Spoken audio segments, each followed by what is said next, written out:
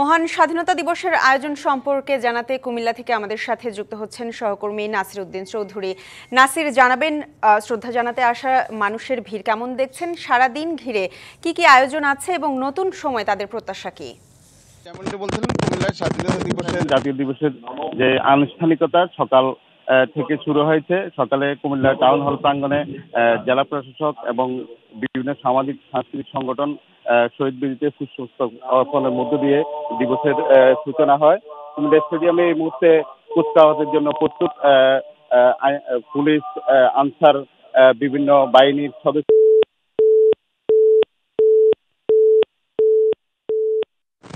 এদিকে কুমিল্লা দিনব্যাপী যেসব অনুষ্ঠানের আয়োজন করা হয়েছে, আমরা জেলা প্রশাসনের সূত্রে যেটি জানিয়েছি, দিনব্যাপী মুক্তিযুদ্ধের আলোকচিত্র প্রদর্শনী, আলোচনা সভা, সাংস্কৃতিক অনুষ্ঠান এবং বিভিন্ন হাসপাতাল, এতিমখানা, শিশু পুনর্বাসন কেন্দ্রে উন্নত মানের খাদ্য পরিবেশন সহ, অর্থাৎ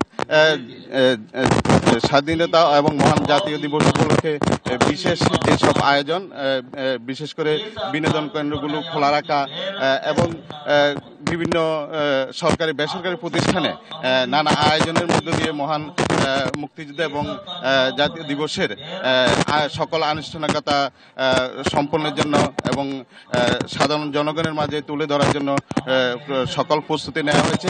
আমরা কুমিল্লা স্টেডিয়ামে যেটি দেখছি, এই মুহূর্তে কুচকাওয়াজের জন্য প্রস্তুত রয়েছে পুলিশ, আনসার, বিভিন্ন সংস্থার সদস্যবৃন্দ এবং পাশাপাশি বিভিন্ন বিদ্যালয়ের শিক্ষার্থীরা এই কুচকাওয়াজে অংশগ্রহণ করার জন্য এই মুহূর্তে কুমিল্লা স্টেডিয়ামে রয়েছেন।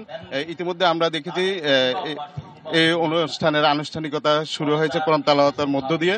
তো জেলা প্রশাসন, পুলিশ সুপার সহ কুমিল্লা স্টেডিয়ামে তারা এসেছেন। কিছুক্ষণ পরেই তাদের সেই মহান স্বাধীনতা এবং জাতীয় দিবসের কুচকাওয়াজ শুরু হবে এবং এরপরে সেই শিক্ষার্থীদের যে সমাবেশ সেটি অনুষ্ঠিত হবে। তো আমরা কুমিল্লার বিভিন্ন স্থানে খবর নিয়ে দেখেছি, বিভিন্ন উপজেলায়, সে সকল উপজেলায়ও একইভাবে সকালে শহীদ মিনারে পুষ্পস্তবক অর্পণ এবং 31 বার তোপদানির মধ্য দিয়ে দিবসের আনুষ্ঠানিকতা শুরু করেছে এবং সকল উপজেলা এবং পৌরসভাগুলোতে কুচকাওয়াজ এবং শারীরিক প্রদর্শনী অনুষ্ঠিত হচ্ছে।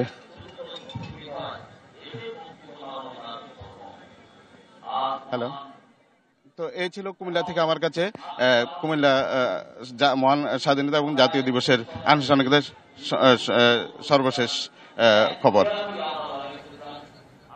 নাসির, আপনাকে ধন্যবাদ। এদিকে আমাদের সাথে রাজশাহী থেকে যুক্ত আছেন সহকর্মী সৌরভ হাবিব। সৌরভ, শুনছিলেন যে নাসির জানাচ্ছিলেন যে 31 বার তোপধ্বনির মধ্য দিয়ে সেখানে দিনের শুরুটা শুরু হয়েছে। আপনার ওখানে কি অবস্থা? সাধারণ মানুষেরা শ্রদ্ধা জানাতে এসেছেন কেমন এবং কি বলছেন তারা? রাজশাহীতেও 31 বার তোপধ্বনির মাধ্যমে দিনের কর্মসূচি শুরু হয়েছে সকালে, এবং জানিয়ে রাখছি সকাল থেকে কিন্তু শহীদ মিনারগুলোতে বিভিন্ন মানুষ শ্রদ্ধা জানাতে এসেছিলেন এবং তারা কিন্তু 71-এর যারা মুক্তিযুদ্ধে শহীদ হয়েছেন বীর সেনাদের শ্রদ্ধা জানিয়েছেন। এবং এই মুহূর্তে আমি আছি রাজশাহী জেলা মুক্তিযুদ্ধ স্টেডিয়ামে। এখানে এখন কুচকাওয়াজ অনুষ্ঠিত হবে এবং এই মাত্র জাতীয় সঙ্গীত পরিবেশন হলো। এখানে বিভাগীয় কমিশনার, জেলা প্রশাসক, মহানগর পুলিশ কমিশনার সহ ঊর্ধ্বতন সরকারি কর্মকর্তা যারা তারা সালাম গ্রহণ করছেন। সানবিট সব দিবে সামাল। সানবিট ম্যাজিক প্রেস, ডিশওয়াশিং এর মাথা ঘোরানো সলিউশন। তো রাজশাহীতে যে পুলিশ যে প্রতিরোধ যুদ্ধটি হয়েছিল কিন্তু আজকে রাতেই, অর্থাৎ ঢাকায় যখন 25 তারিখে আক্রমণ হলো পুলিশের উপর, এর একদিন পর 26শে মার্চ রাতে প্রথম আক্রমণ হয় এবং এই আক্রমণের সাথে প্রথম প্রতিরোধ যুদ্ধ কিন্তু পুলিশের সঙ্গেই হয় পাকিস্তানি আর্মিদের। টানা 3 দিন এই যুদ্ধটি চলে। 26 তারিখ রাত থেকে যে হামলাটা শুরু হয়, এরপর 28 তারিখে গিয়ে রাজশাহীতে পুলিশ লাইনে পুলিশদের পরাজয় হয় এবং এই পরাজয়ের পিছনে কিন্তু ছিল পাকিস্তান আর্মিদের প্রতারণা। তারা কিন্তু সমঝোতা সমঝোতার কথা বলে আর গুলাগুলি হবে না, ভাই ভাইয়ের উপর গুলি হবে না বলে কিন্তু তারা বাংলাদেশের যারা পুলিশ ছিল তাদেরকে কিন্তু যুদ্ধ করতে নিরুৎসাহিত করেছিল। পরবর্তীতে তারা হঠাৎ করে আক্রমণ করে পুলিশ লাইনে তারা দখল নিয়েছিল। তো এভাবেই কিন্তু এই পুলিশ লাইনের আক্রমণের মাধ্যমে রাজশাহীর প্রথম প্রতিরোধ যুদ্ধটা হয়েছিল এবং আজকে কিন্তু এই শহীদদের স্মরণ করা হচ্ছে এবং এখন সালাম গ্রহণ হলো এবং কুচকাওয়াজ অনুষ্ঠিত হবে। এর মাধ্যমে কিন্তু আজকে সারাদিনই কিন্তু বিভিন্ন কর্মসূচি পালন হবে। ঈর্ষিতা, ধন্যবাদ আপনাকে। এদিকে আমাদের সাথে চট্টগ্রাম থেকে যুক্ত আছেন আমাদের সহকর্মী মুজিবুল হক। মুজিব, জানাবেন যে এই মুহূর্তে সেখানে কি কি আয়োজন চলছে এবং কি বলছেন সাধারণেরা? সেটা আমরা সকাল থেকে দেখানোর চেষ্টা করেছি। চট্টগ্রামের কাট্টলিয়া এলাকায় যে অস্থায়ী স্মৃতিসৌধ রয়েছে সেখানে প্রশাসন ছাড়াও সাধারণ মানুষ থেকে শুরু করে বিভিন্ন রাজনৈতিক সংগঠনের নেতাকর্মীরা ফুলেল শ্রদ্ধা জানিয়েছেন জাতির বীর শ্রেষ্ঠ সন্তানদের প্রতি।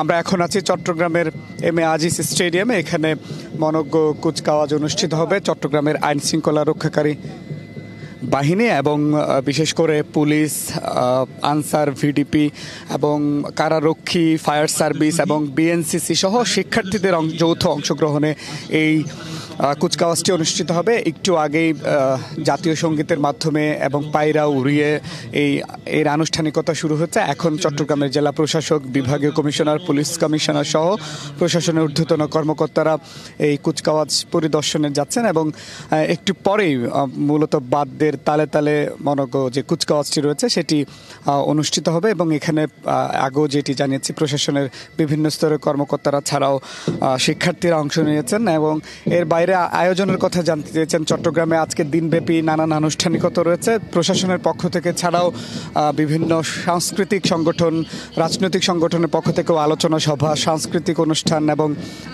মহান শহীদদের, জাতির শ্রেষ্ঠ সন্তানদের স্মরণে বিভিন্ন মাহফিল, বিভিন্ন এতিমখানা, মাদ্রাসায় খাবার বিতরণ সহ নানান আনুষ্ঠানিকতা রয়েছে। এবং আমরা সকালে যে স্মৃতিসৌধে শহীদ পরিবারের সদস্য ছাড়াও মহান মুক্তিযোদ্ধারা এসছেন এবং তারা বলেছেন যে এই ভাষা আন্দোলন স্বাধীনতা দিবসের মূলত যে আমাদের প্রেরণা, পাশাপাশি যে একটি গণ অভ্যুত্থান হয়েছে সেই অভ্যুত্থানের পরবর্তী পর্যায়ে যে চেতনা সেটিকে ধারণ করে একটি নতুন বাংলাদেশ নির্মাণে সবাইকে এক ঐক্যবদ্ধ হয়ে কাজ করতে হবে, সে প্রত্যয় কিন্তু সবাই জানাচ্ছে। তো দিনব্যাপী আরও আয়োজন রয়েছে, পরবর্তীতে সে খবরও নিশ্চয়ই জানাতে পারবো। মুজিব, আপনাকে ধন্যবাদ।